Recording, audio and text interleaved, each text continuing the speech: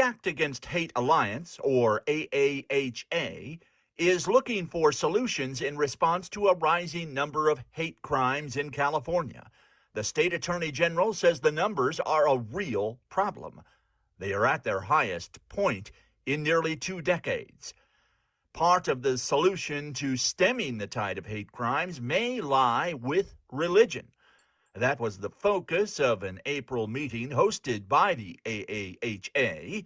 It featured religious leaders such as Dr. Dawn Michelle Whitehead. She serves as the vice president of the Office of Global Citizenship for Campus, Community, and Careers at the American Association of Colleges and Universities. What we argue from the perspective of the work that we've been doing with our colleagues at Interfaith America is that religion and faith tradition, or not practicing a faith tradition, should be a part of these initiatives that we're considering. We're talking about diversity and we're talking about student engagement. Whitehead found support from Rabbi Sarah Horonsky. She is the president of the Board of Rabbis of Southern California. We are very familiar as a Jewish people of what it means to be the victim of hate speech and how it can erupt and explode. And we're taught as well that Lashon Hara, the evil tongue, is one of the things we have to fight the hardest against. Californians must learn to embrace differences and accept one another as equals if the hate crime numbers are to drop. That's the kind of solution that Dr. Zuhdi Jasser is looking for. He is the president and founder of the American Islamic Forum for Democracy. Ultimately, I would ask in the interfaith idea that yes, interfaith is about commonalities, but real honest interfaith is about actually embracing differences. The best way to conquer hate crimes in California is through respect, love, and understanding. This is the way of Buddhism. The Shilai Temple and Gardens in Hacienda Heights, California, is the largest Buddhist monastery in the Western Hemisphere. The following words of wisdom and advice about reducing hate crimes in California come from the current abbot, the Venerable Hui Dong. Practicing patience in challenging situations, cultivating loving kindness and compassion by helping others and volunteering in the communities, and cultivating inner peace through spiritual education can help people learn how to face adversities in life. The core mission of the Act Against Hate Alliance is to identify the root causes behind hate crimes and propose solutions to stop them. It is made possible through funding from the California State Library Stop the Hate Initiative. The organization was co-founded by former California State Senate Minority Leader Bob Huff and May Ho Huff. For the Act Against Hate Alliance, I'm Bill Bird. Hello, everybody. I'm former State Senator Bob Huff, and I'm the program's MC today. You are watching highlights of last month's program compiled by Bill Bird, our communications director, and the video editing done by Ronnie Chung, our technical director. Our theme last month, as you may have gathered, was related to the religious community's role in reducing hate crime. Today's briefing is the 9th in a series of monthly media briefings hosted by Act Against Hate Alliance, with this month's focus on the importance of organizational collaboration. I'll now turn the microphone over to my wife, May, to share her comments. Good morning, everyone. Thank you for attending our program today. Act Against Hate Alliance was founded in 2022 to focus on finding and implementing solutions to reduce hate crimes. Today, we are focusing on the role of organizations and how to establish leadership in this issue within their own organizations and their collaboration with other organizations to reduce hate crime. We assemble a team of truly globally well-known experts and leaders to discuss their ideas and experiences related to this critical issue. Hate crimes create an environment of fear and intimidation, which can lead to social divisions and undermine the fundamental values of equality and respect for human rights. By working together, organizations can pool their resources, expertise, knowledge, and influence to raise awareness, prevent hate crimes, and support victims. Collaboration can also send a strong message that hate crimes will not be tolerated, that everyone has a role to play in promoting tolerance, respect, and respect. Ultimately, by working together, organizations can help to create a safer, more equitable, and more just world. Bob, back to you. You may have noticed we've gone a little bit low tech today. We were having some internet problems, but I think we've got it covered. So there's no doubt that organizations have a leading role in providing resources to focus on and reduce prejudices and hate. They can lead by example within their own organization and achieve an economy of scale by collaborating with other organizations.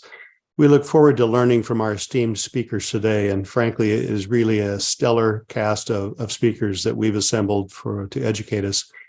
To our media friends, please log your name, organization, and email address in the chat so we can send you follow-up material related to this meeting today.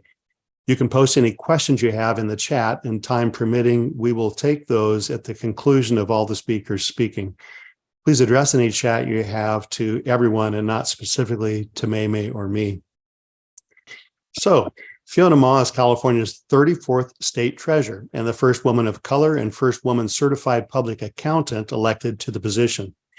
The state treasurer's office was created in the California Constitution in 1849 and provides financing for schools, roads, housing, recycling and waste management, hospitals, public facilities, and other crucial infrastructure projects that better the lives of residents. California is poised to become the world's fourth largest economy, and Treasurer Ma is the state's primary banker. Presently, her office processes more than $3 trillion in banking transactions, with oversight for an investment portfolio averaging over $200 billion. Prior to serving as California's treasurer, Fiona has served on the State Board of Equalization, the California State Assembly, and the San Francisco Board of Supervisors. Fiona, thanks for taking time from your schedule and joining us today. Thank you. Thank you, Bob and May. And it was very interesting to hear some of the global religious leaders on your call, also doing their part to combat the Asian hate that is going around. Personally, as elected officials, myself, I try not to be partisan. I try not to focus on the negative. I try to get everyone to think about our commonalities. And one of my favorite, mottos is that we have surpassed Germany post-COVID.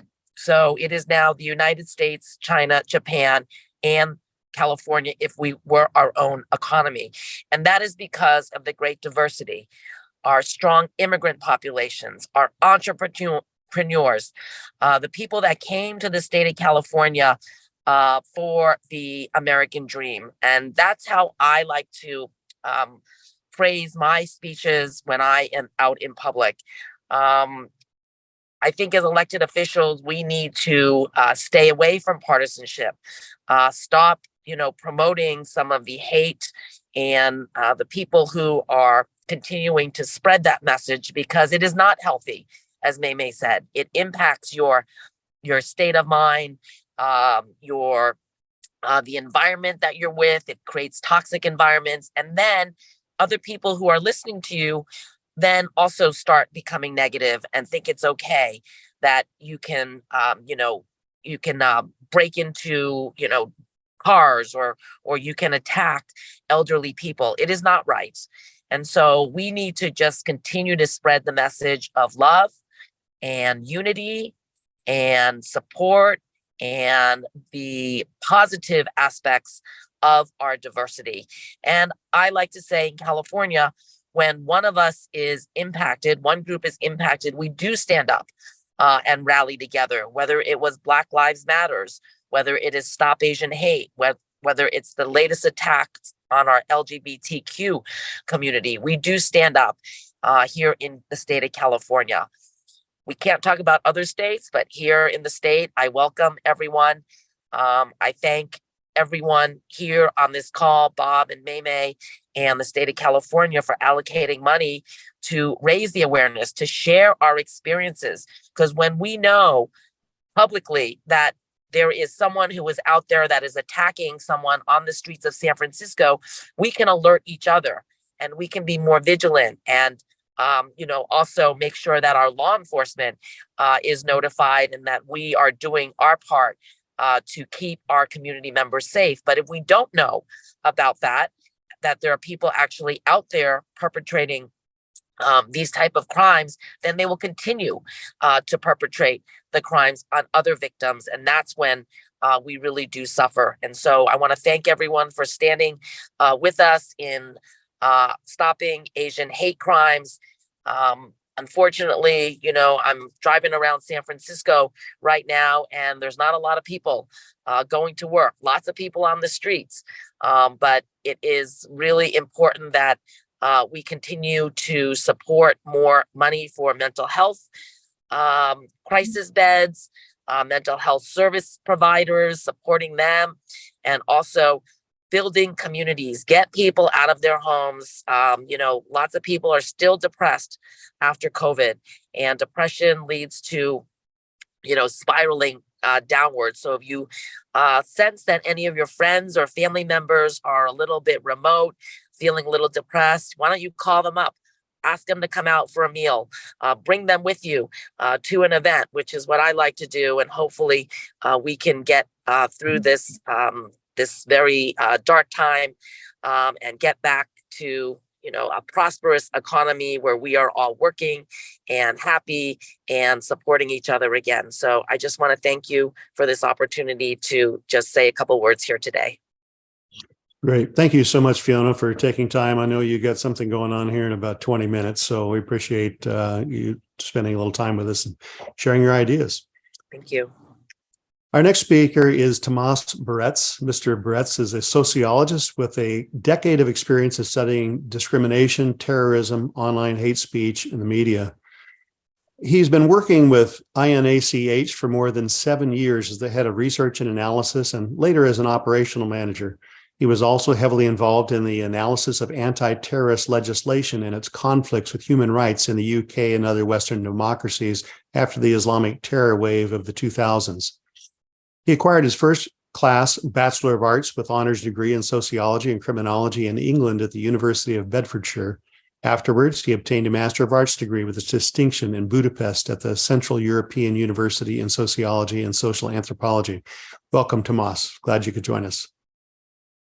Thank you. Thank you so much. I'm very happy to be here, and I was very happy to be invited. I don't have a lot of time. I know that I have 10 minutes, so I will try to be very to the point and succinct.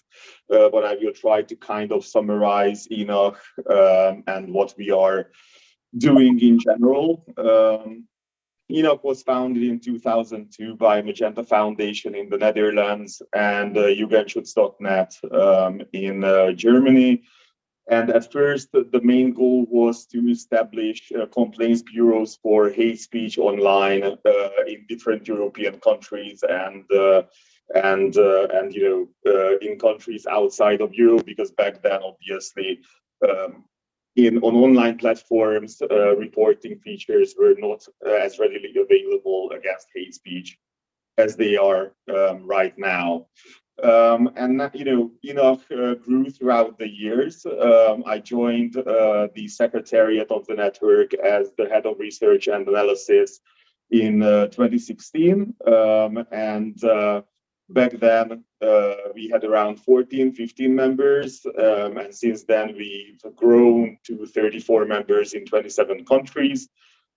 These are mainly EU countries and European countries, but we have members in Russia, Israel, Morocco, and the Democratic Republic of Congo, US, Argentina. So we are kind of spread out all throughout the globe now. And we've also always had US members too.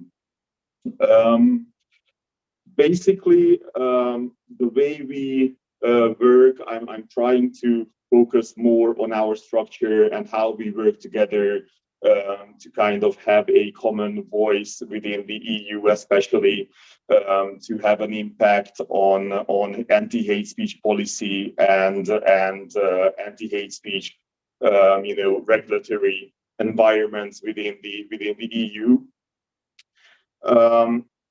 Basically, we have the secretariat at the center of the network, and then anybody who's a foundation or another type of NGO can join us if they agree to a common shared creed.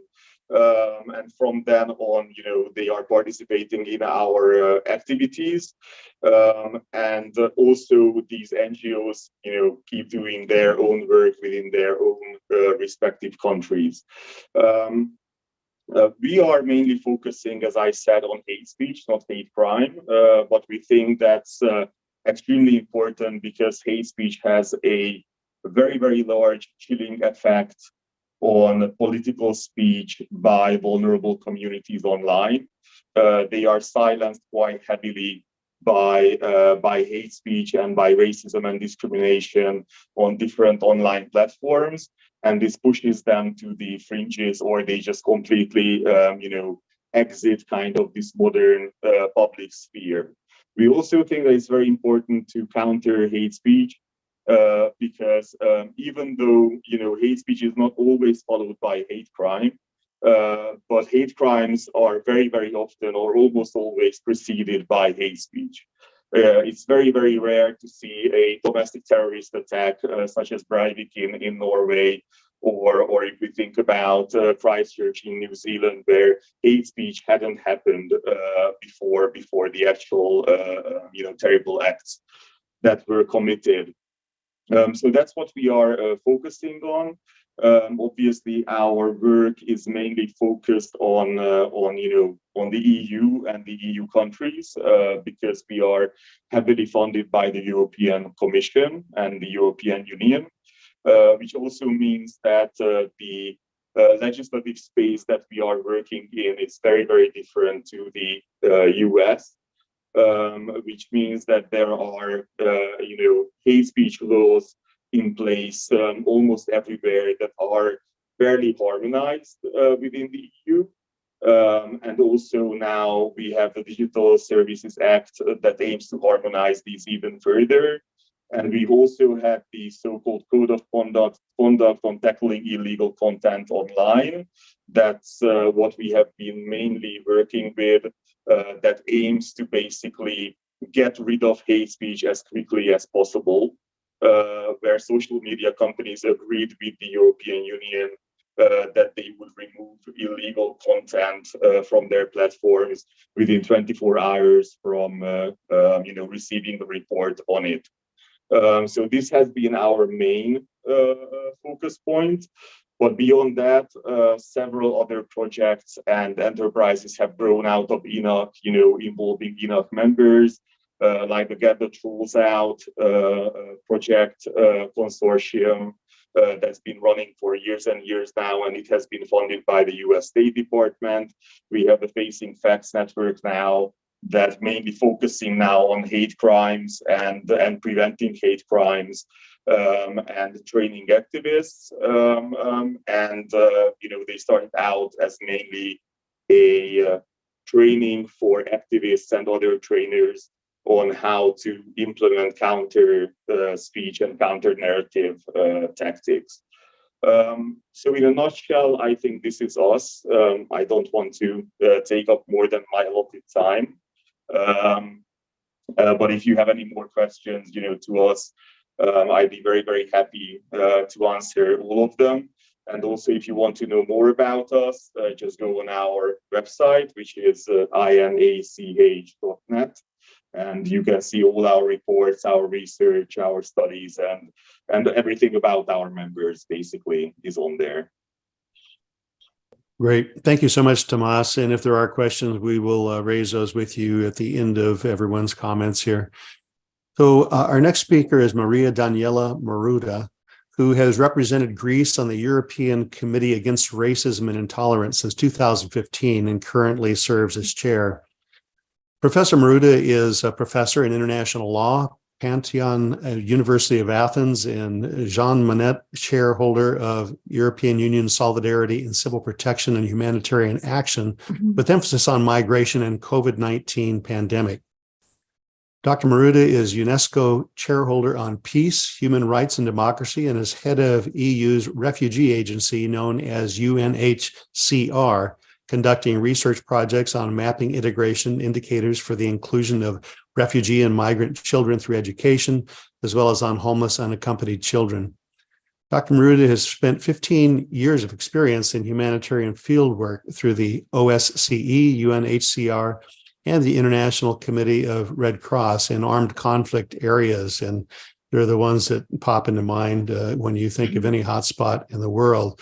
She also has based in Greece with short-term missions areas in crisis or conflict. So, Professor Maruda, thank you so much for joining us today to share your insights. I thank you for the initiative, for your work, and for the important opportunity you're giving me to link US and the greater Europe represented by the Council of Europe, which I represent through the Committee Against Racism and Intolerance, been the chair since 2020, where we witnessed the consequences of the pandemic. And as an organization, the Council of Europe comprises of 46 member states after the expulsion of Russia in March 2022 after the aggression against Ukraine. So ECRI, in reality, as is our acronym, takes the pulse of racism and intolerance in the Council of Europe member states once every 5 years. So we are now on our 6th cycle monitoring. And on this cycle that has started a little bit before the pandemic, we look beyond legislation on policies, on effective and independent equality bodies, so where victims can go and complain and find an ally, and on inclusive education, which is something that we consider extremely important to change mindsets. Third issue is hate speech and hate crime, and then inclusive societies, especially when it comes to migrants inclusion and minorities such as the Roma. Groups, vulnerable groups in Europe that have experienced all these years exclusion and segregation. So as ECRI, we have been working since 1993, but more so, not only on finding ways to spread counter racist messages, because it's so easy to spread racist messages, but so difficult to counter them. So we have really struggled on how to recommend promising practices to member states on how they can themselves in society fight, not only on central level, but also on regional level and on municipal level. So this is very important. Every time we go during our monitoring visits in member states of the Council of Europe, we always make sure that we do field visits. So it's important to know what is happening in the whole country and not just in the capital. Then always visit different municipalities that have promising practices and use these as examples for other areas and cities. And also always try to visit refugee settlements, Roma settlements, minority areas. So this is very important to have a complete picture when you're doing monitoring work. So what the Council of Europe is doing in a famous triangle is A, standard setting. So we need principles to guide us in our work. And in that respect, in 2015, as ECRI, we have adopted recommendation on addressing hate speech with a number of principles and guidelines, giving specific examples on how to best address hate speech to member states. So this would be the standard setting. Then we have monitoring of the performance of states, not just legislation, as I told you earlier, but also policies. Even what seems to be the trend in the recent years, which is strategies and action plans. A lot of states tend to develop action plans to fight anti-Semitism, to fight anti-Muslim racism. We do not call it Islamophobia. We do not call this anymore just anti-Muslim hatred. We call it anti-Muslim racism, because you can have racialization of religious minorities. And this is a very recent opinion we have adopted and that can be found on our site. So it's important to have standard setting, then monitoring, and finally, and this is where synergies come in, EU, the European Union, and its member states fund different projects in member states of the Council of Europe to help them address recommendations of ECRI when it comes to racism and intolerance. So standard setting, monitoring, and then cooperation. So find ways to help governments do what they are supposed to be doing, or municipalities or regional authorities. So this is a quite golden triangle. So you can read on our site our monitoring reports of each one of the member states of the Council of Europe. Within the next 15 days, we will publish our annual report for 2022, where we have our trends, what we have witnessed in the last year. And it's important to also note that action against racism travels also from, not just from Europe to the US, but also eastwards. For example, the Black Lives Matters movement actually affected us a lot in ECRI and in Europe. We started suddenly discussing post-colonialism and how this fits in systemic racism because of the Black Lives Matters and George Floyd. And as ECRI, we have even published a quite strong statement on how important it is to address racist police abuse, including racial profiling and systemic racism in Europe through education, through history. To come now to hate crime, I fully agree with what Tamas said, that as ECRI, we are also convinced that hate speech is often the cause of hate-motivated violence. So hate rhetoric in the public sphere, including in social media, may trigger somebody who hears or reads it to commit a violent physical attack against the often vulnerable minority groups that the hate speech is directed at. Another matter is that hate speech, when it exceeds a certain level of unacceptability, which goes well beyond anything which can be defended as covered by freedom of expression, may in some European national jurisdictions at least be prosecuted even as a crime.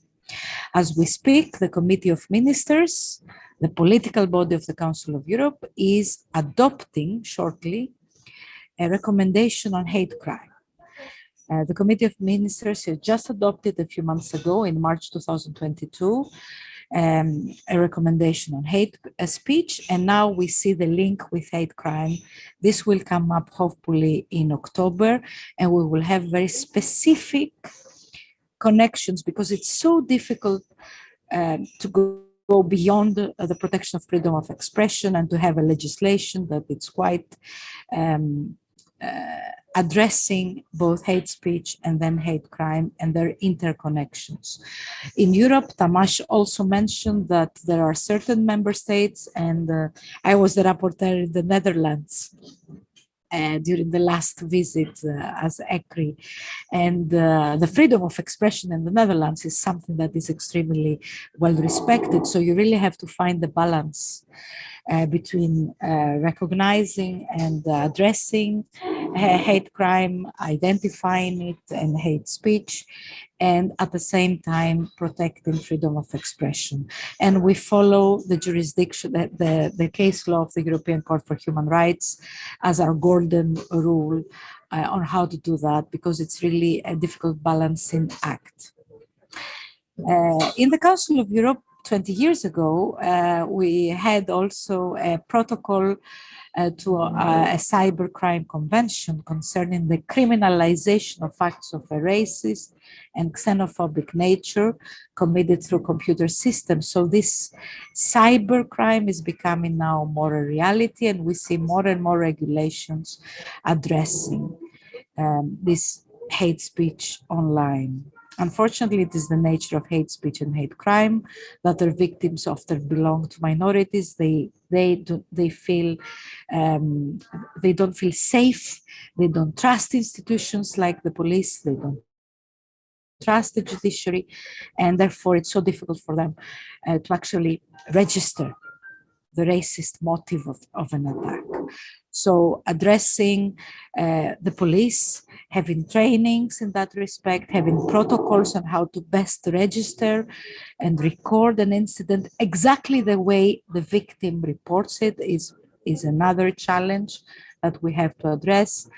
And as ECRI in 2021, we adopted a revised general policy recommendation against hatred targeting specific religious groups, namely our general policy recommendation number 5 on preventing and combating anti-Muslim racism, and our general policy recommendation number 9 on preventing and combating anti-Semitism.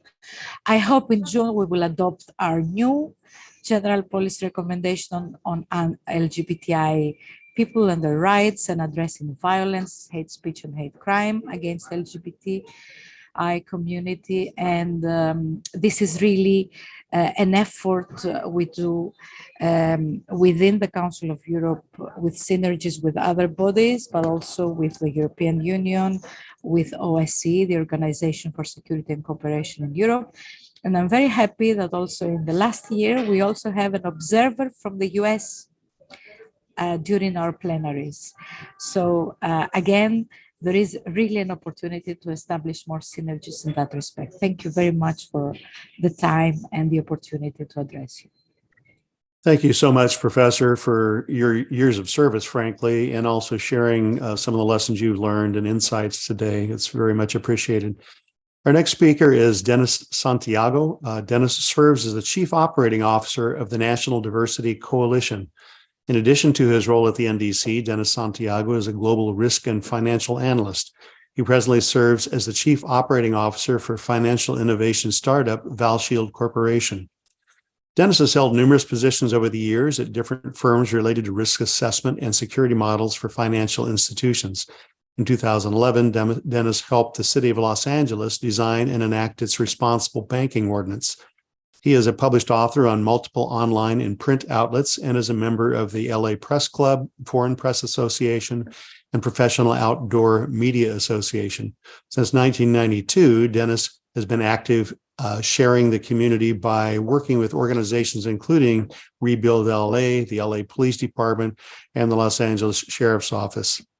Thank you so much, Dennis, for taking time to join us today. Well, thank you very much. And wow, what a wonderful and interesting update from the world as it is evolving in the European Union. I have always had an interest in the global side of the phenomenon of cultural evolution as we see it happening, and I mean, things like post-colonialism and stuff like that have been near and dear to my heart for a very, very long time. From it goes back to my days working arms control many years ago in that world.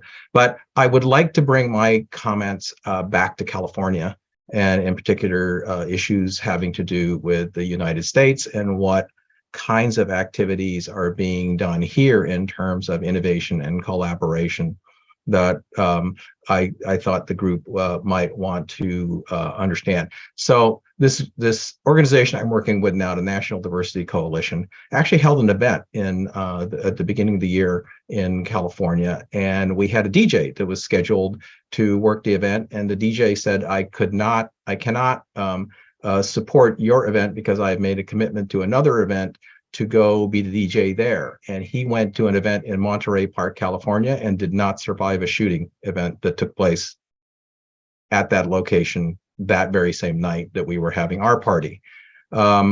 We in the United States, of course, have a, when it comes to stopping hate and how it erupts, one has the perception of quite a bit of randomness to what happens here, but it's really to combat it, the effort that it takes to create what is essentially consensus opinions and consensus collaborations out of what in reality is a nation of 250 million independent ideas that are competing for attention at any given time, is a unique challenge.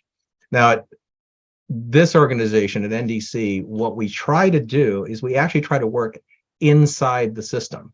And by inside the system, it means that we do a lot of work with federal and state agencies in terms of interacting with and participating in policy committees that try to figure out how to use the tools of government and public policy to mitigate some of the influences that are going on out there in the world. In particular, there's a great emphasis in the United States right now in terms of exploring how to undo systemic unintended negative outcomes that are part of well-meaning public policies that were put together at some time in the past, but are not particularly attuned to the current landscape of the United States as its population mix and interests continue to evolve. The thing to remember is the U.S. is a very dynamic country, and things change over time, and they change regionally and they change locally in terms of who lives where and how that mix comes together. We have just as many problems between people from Mexico versus people from Central America as we do people from any other part of the world that are dropped into pre-existing cultures that occur, and we have a continuous integration problem that occurs in this country. In terms of working within the system, one of the ways that we do it is we interact with corporations and in addition to government, and we do it through what are called interventions, and those interventions create the basis for NGOs like ours to work with what they call community benefit plans, which are things that companies in the United States do in order to participate in the community and bring their employees in contact with the community, better do their services, and they rely on NGOs as the touchstones to tell them where should they concentrate. And so we do quite a bit of work like that. And part of what we do, because this organization works as a hub and spoke model, is we try to bring multiple organizations together to create a coordinated response that is more collaborative in its nature, as opposed to the traditional isolated response of individual organizations that are looking out for the interests of their own group, which in and of itself we have found can cause negative outcome consequences, where each group thinks it's doing the right thing for themselves, but the overall societal outcome of it is oftentimes working at cross purposes. And one of the things that we're trying to do with our organization at this point in time is figure out where those cross purposes cause bad things to happen, and work with both government and companies in order to bring that sensitivity out and change the course of where these things are going to a better outcome that works for everyone. One of the things that we wind up doing as we do this is we're also finding we're expanding the base of organizations and cultures. that are coming into the collaborative efforts that we're trying to put together. And in some cases, you run across interesting things. For instance, it's as much as we have tried to incorporate the combinations of efforts by government to create programs specifically for the LGBTQ plus community. And it's very, very hard actually to get LGBTQ plus community groups to actually qualify for these things because they just don't fit the mold of what is required to participate in these programs. Or they're off in some other area of emphasis and focus, and what the state does or what corporations are doing don't quite mesh. And so a lot of the work that we try to do is try to figure out how to make those things come together.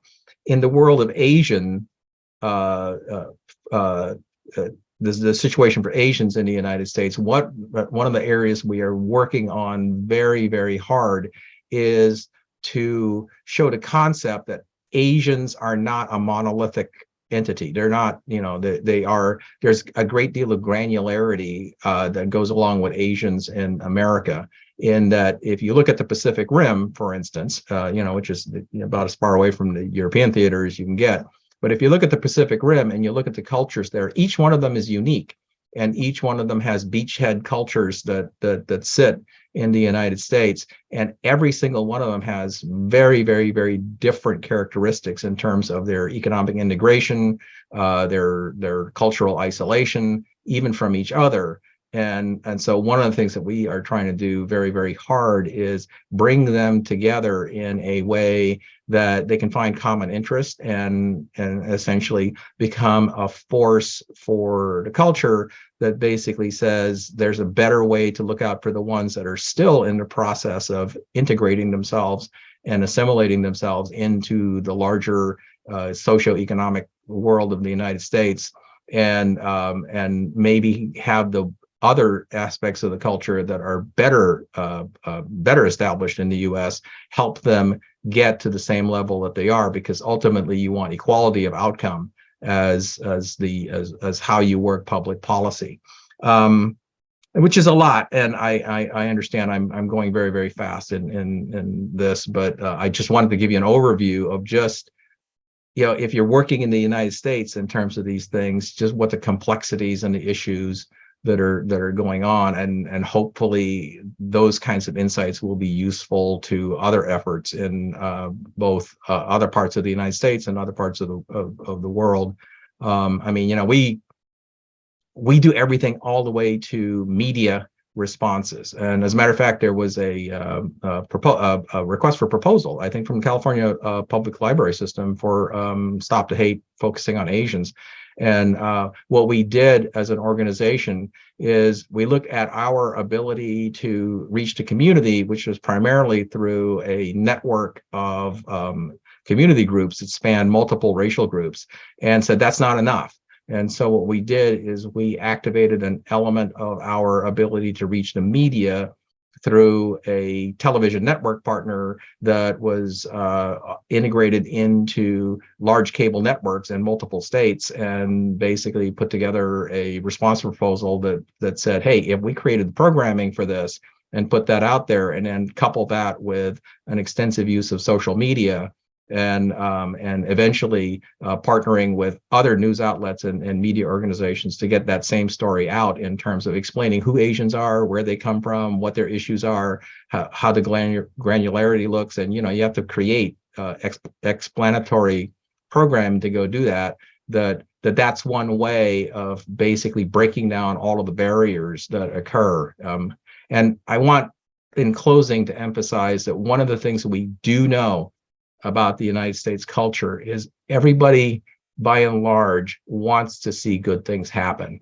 The trouble is that the definition of a good thing to one person in the United States can often be very, very difficult to the definition of a good thing to another person in the United States, and they can be living right next door to each other, and that can cause problems, which is kind of one of the interesting things about living in America. But I hope that these comments were of some use to everyone. And thank you so much for the time to be able to address this group. Well, thank you, Dennis. You've certainly shared a lot of great insights, and we appreciate you taking the time to be with us. Our final speaker today is Laura E. Ellsworth. Laura is a partner at Jones Day, which has more than 2,500 lawyers and 43 offices on 5 continents.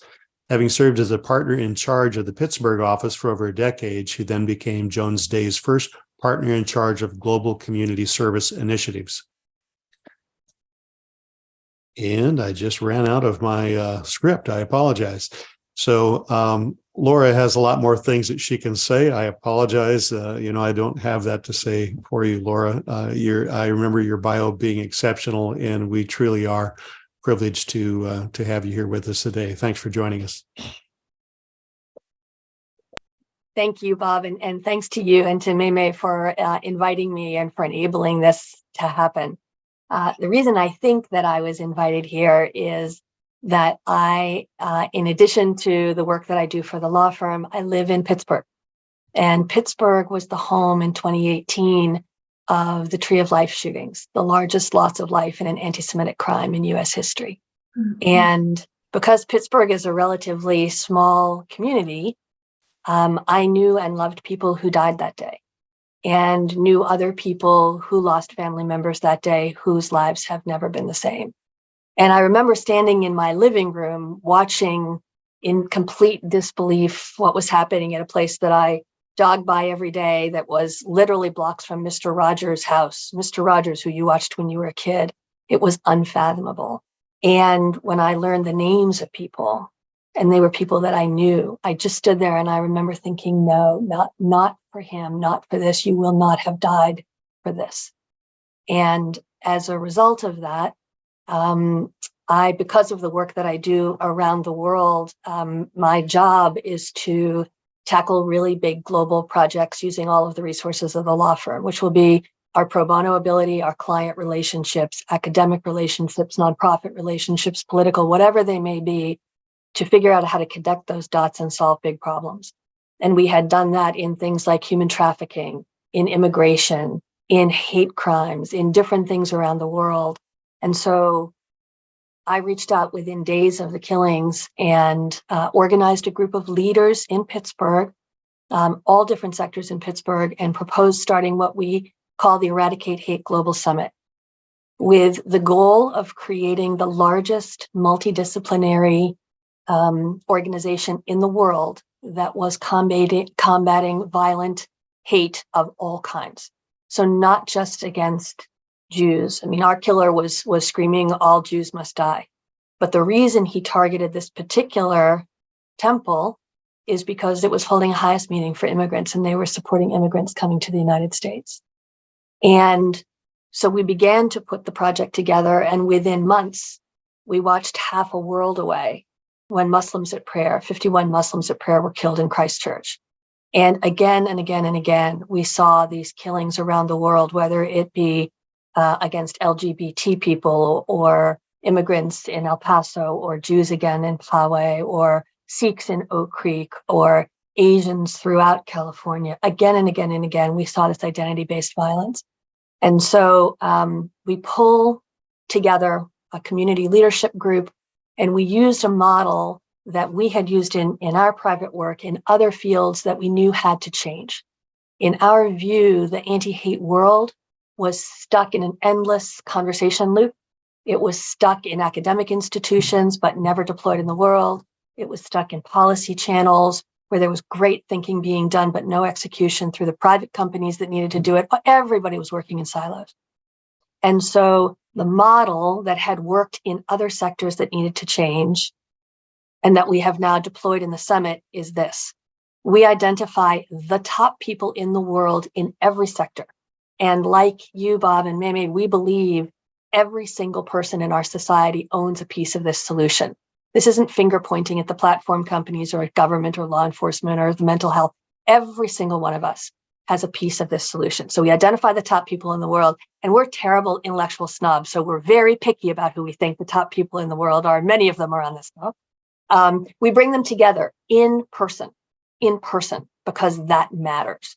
In Pittsburgh, because that matters. And one reason that matters is because the Eradicate Hate Summit didn't come out of anybody's political view or policy view or anything. It came out of real human beings who lost the people they loved. And all they want is to make sure they do everything in their power to make sure that this doesn't happen to other people. And we know it will. We know we can't stop it. But we believe that through this project, we can stop some of it. So again, top people of the world, in person, in Pittsburgh. The next thing we do is all of the conversations are focused around a deliverable, a thing that should exist but doesn't, that would make the field better. We identify what those things are through the conversation of all of these multidisciplinary experts. Then we form working groups. The working groups work through the year, and you have the deadline of the next year's conference to be on your feet explaining to the world how you did. So the first year was 2 years ago. We had more than 100 speakers in the middle of COVID, all of whom were in the US on special purpose national interest visas. I never want to do that again. The second year, we had more than 300 speakers here, 2,000 people of all different kinds came. Every sector was represented. The platform companies, medicine, law, journalism, sports, police, military, civil society, governments from all over the world. Very importantly, survivors and survivors of hate crimes of all kinds who didn't come to tell the sob story about who they lost. They came to talk about what they had personally done to join the fight against hate in all of its forms. And so we celebrate them, we amplify them, we introduce them to all of the other disciplines that are here. And for the next summit, which is in September 27 to 29, we would love you all to come and join us. We're expecting more than 300 speakers, more than 2,000 people. We have 22 active working groups of all different kinds with deliverables that we think will make a profound difference. And if I can, can I just spend 2 minutes describing one of these working groups and what they did? So one of our keynotes for the first summit was a woman named Alice Indiritu, who is the Undersecretary and Special Advisor for the Prevention of Genocide at the United Nations. And as was mentioned before, hate speech is the seeds of genocide. We know that, she knows that. And so she came to deliver the Secretary General's remarks. She had 2 international trips she was going to leave for.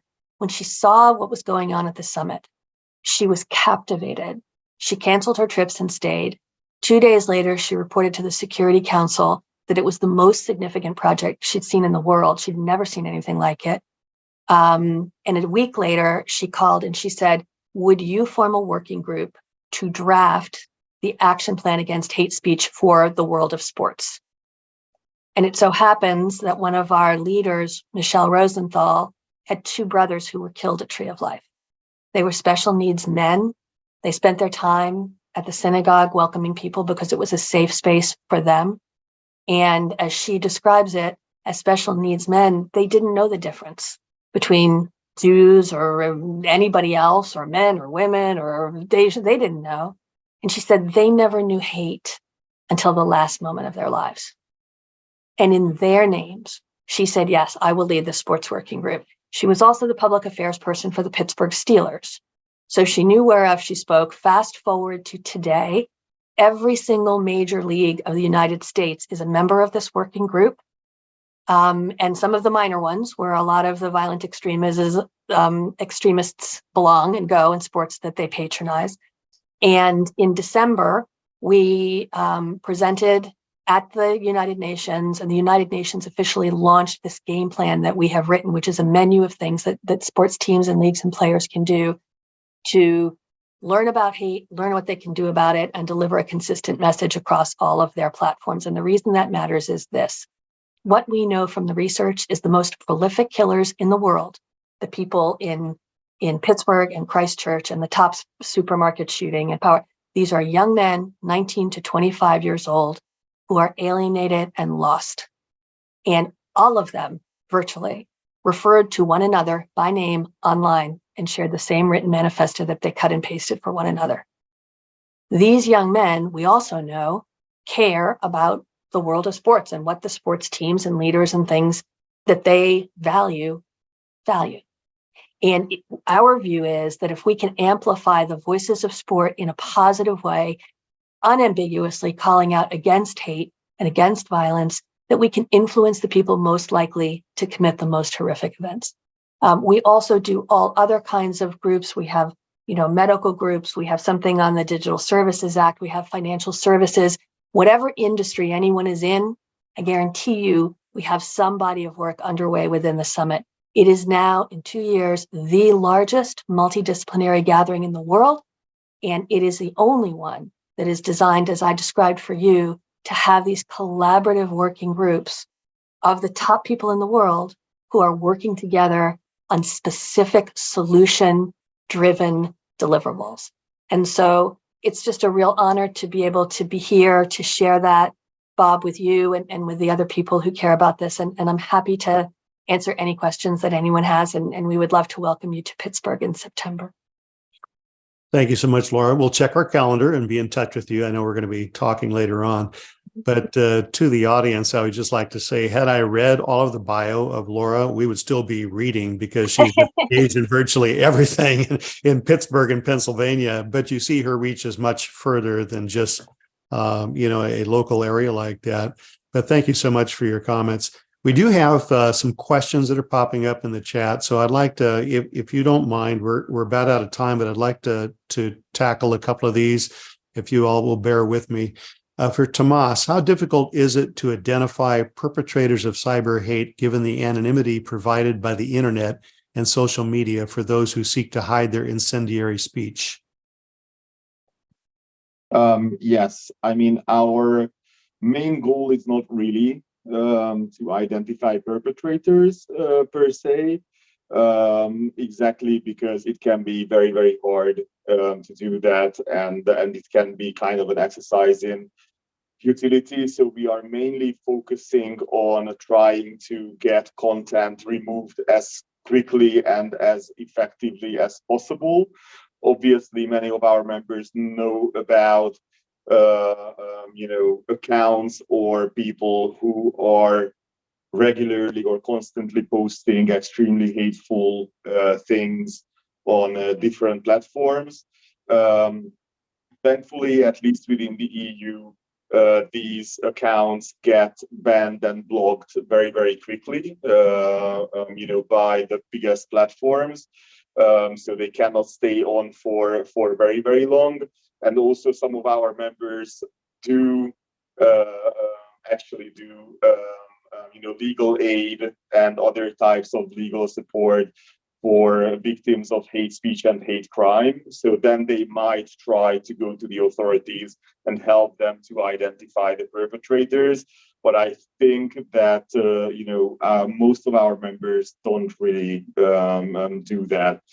If something is so serious within the EU that it kind of calls for authorities to step in, then it usually becomes a matter for the prosecutor's office or some other similar authority to step up and try to identify the perpetrator. But then they usually send a legal notice to Meta or any other platform to hand out the data of the users. Awesome. We're really out of time, but I want to do something to include all of the speakers. So we'll just call it a lightning round. And I'm going to ask you one quick question based on your experience, based on what you've devoting your life, at least this portion of it, many of you, your entire adult life.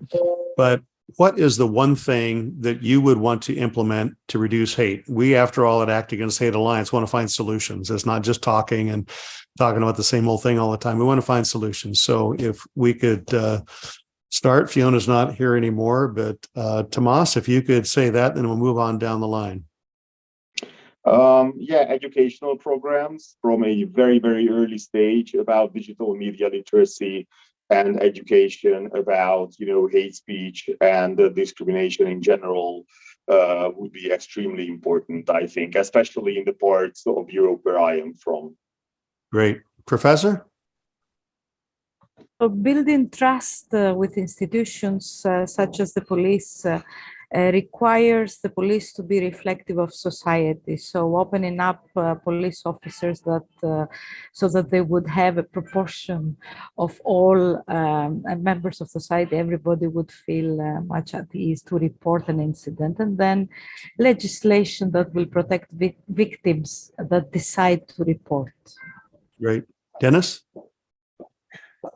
I would like to see a cultural shift in terms of public policy by all groups that participate in it, to take more time to look at the argument in the alternative for their ground rules and assumptions and question whether or not their views are in fact the right views to move forward with in context of more communication with other groups, and ultimately be able to come up with solutions that do not continue to perpetuate the outcome wrongs of the past into the future.